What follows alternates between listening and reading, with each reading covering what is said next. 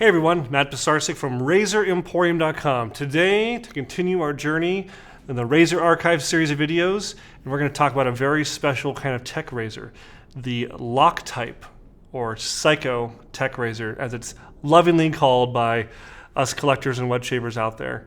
So, the U.S. Army had approached the Gillette Corporation and said, we need a razor that we can use for our facilities, and other facilities need use of it, where we can control access to the blades, where we can have somebody use this razor but not have access to take out the double-edged blade itself. So they can get a good shave but not take it out and slit their wrist, or the nurses or the orderly or whomever, another inmate or patient or whomever. So Gillette engineers went to work and they took a standard tech-style razor, tech-style, not textile, razor, and they made it into the Psycho razor. And it is in every way a normal fat handle tech razor, except for, of course, this magical key. Now, there were different iterations of this razor over the years. This version I'm holding, I believe, is American made from the 50s. No, this is an English made, excuse me. And they all work based off the same principle.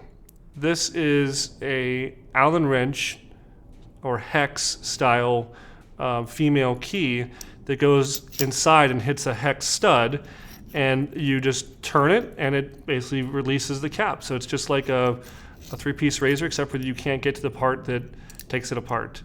So very simple, but very clever, and today very collectible. So again, you just put the key in there and it's locked, can't get it out, put the key inside, take it off, and it's out. Real easy, right?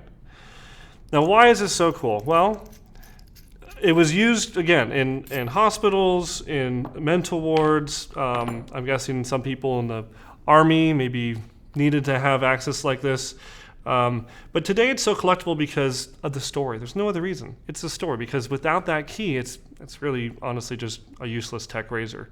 The key is what makes it all come together, obviously. It unlocks all the potential of the Psycho razor. Now, there's a lot of debate and a lot of kind of mixed messages out there about these boxes. This is the one out of my collection. I've had it for years and years. I got this actually from someone who did used to work in Chicago at a mental ward, and it's untouched.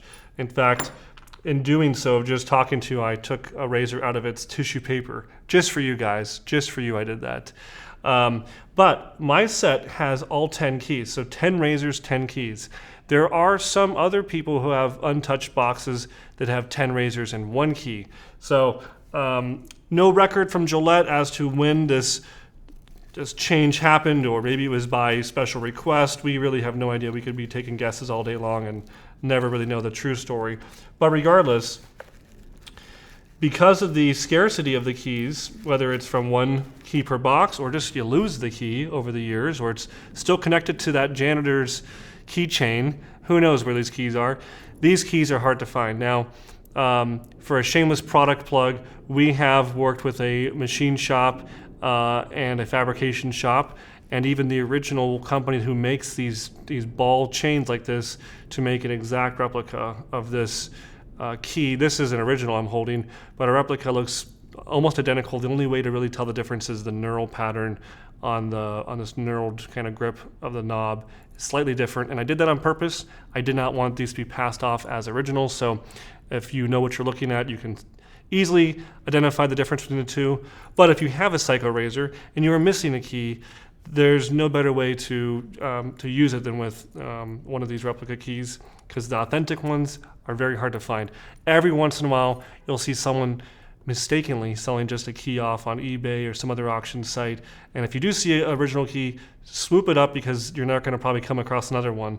Scale of 1, you can find it anytime you're out thrifting, to 5, it belongs in a museum. I would say that the Psycho, the razor itself, pretty low on the scale, maybe 2, 2.5, maybe, just the razor. You add in the key, yeah, bump it up a half point, 2.5, 3. If you have something like this, the original cardboard box, and all the razors and all the keys are present, yeah, let's bump it up a whole nother maybe half point or full point. Maybe it's 3.5, 4, even maybe 4.5. Just depends on who's buying. Depends on who you're bragging to about it. Ultimately, the rarity comes down to how bad you want something.